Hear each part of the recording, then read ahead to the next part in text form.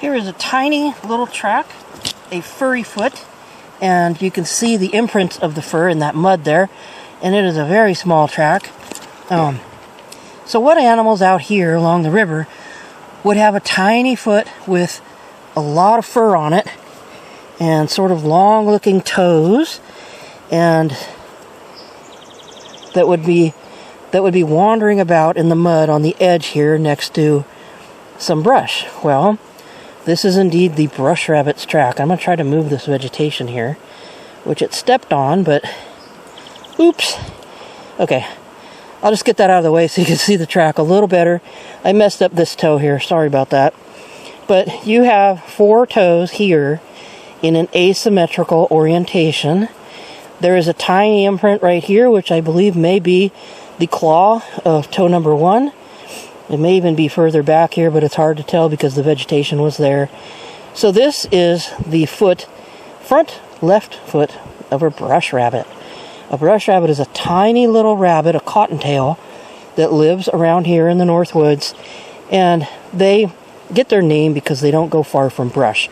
Because they're a prey animal, right? They're not going to go wandering about where other animals could catch them and eat them. So rabbits have a lot of fur on their feet, and you see all these striations in this mud. That's from the fur. The toe imprints here are super clear, which is unusual for a rabbit track, because usually the fur obscures their toe imprints. This is just amazing how you can see these toes. So this fine mud here is perfect for holding this type of track, which is quite rare to find something this beautiful from a tiny little rabbit that weighs, on the order of 1.5 to 2 pounds. So it's a tiny, lightweight animal, and finding a track this beautiful from a brush rabbit, that's a treat. So hope you enjoy this. I will show you some of the hind tracks that I found in just a moment. Okay, right here we have the very faint imprint of another front track from a brush rabbit. So you can see those toes. Whoops, my stick was breaking, sorry about that. You can see the toes that are in an asymmetrical arrangement here, and all the imprints from the fur. But what's really neat about this is if you look up here, there are the hind tracks right there. Look at that. So this is really cool.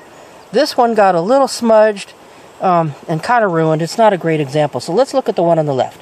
That's the right front. Or excuse me, hind.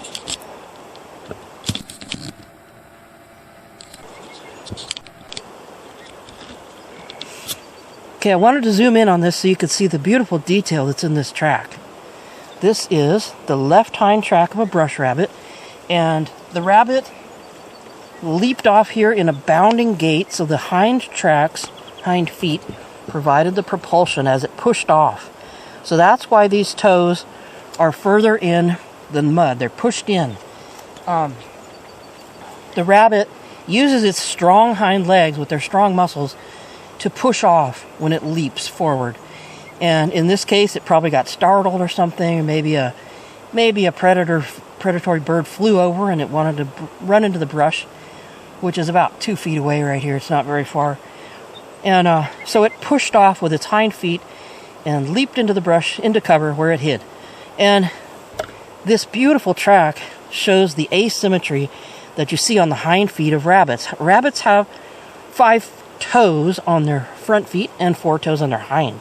So this is the inner toe of the hind, and they are missing a toe 1. So this is 2, 3, 4, and 5, and this is the left hind. You can see again the striations in the mud made by the fur on this foot. There's not much of a toe imprint, and there's no pad imprint. Rabbits don't show them very often in their tracks. It's pretty rare to see them. So this is just a nice example of the hind track of a brush rabbit.